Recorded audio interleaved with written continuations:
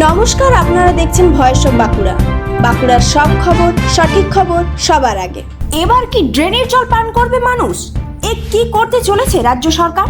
শুনতে অবাক লাগলেও পানীয় জলের সংকট মোকাবিলায় এমনই এক বড় উদ্যোগ নিতে চলেছে রাজ্য সরকার। জলের অপর নাম জীবন, এই কথাটা আমরা সবাই জানি, কিন্তু বাস্তবটা হলো দিন দিন বিশ্বজুড়ে বাড়ছে জলের সংকট। গরম পড়লেই রাজ্যের একাধিক জেলায় দেখা যাচ্ছে তীব্র জলের সমস্যা। এক ফোঁটা জলের জন্য মানুষের হাহাকার। এই দৃশ্য নতুন নয়। এই পরিস্থিতিতে সমাধান খুঁজতেই এবার নতুন পরিকল্পনা করছে রাজ্য সরকার। জানা গিয়েছে, ড্রেনের নোংরা জলকে উন্নত প্রযুক্তির মাধ্যমে শোধন করে পুনরায় ব্যবহারযোগ্য করার পরিকল্পনা নেওয়া হয়েছে। অর্থাৎ এই জল শোধন করার পর তা ব্যবহার করা যেতে পারে কাপড় কাচা, বাসন মাজা, স্নান সহ নিত্যদিনের বিভিন্ন কাজে। এই পরিকল্পনা বাস্তবায়নের জন্য রাজ্যের পুর ও নগর উন্নয়ন দপ্তর ইতিমধ্যে একটি ড্রাফট পলিসি বা খসড়া নীতি তৈরি করেছে।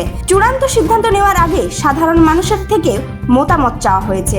সরকারি সূত্রে জানা গেছে, প্রতিদিন বিপুল পরিমাণ নোংরা জল ড্রেনের মাধ্যমে পুকুর, নদী বা সমুদ্রে মিশে যায়। যদি সেই জলকে শোধন করে আবার ব্যবহার করা যায়, তাহলে একদিকে যেমন জলের সংকট অনেকটাই কমবে, অন্যদিকে নদী ও পরিবেশের দূষণও কমবে।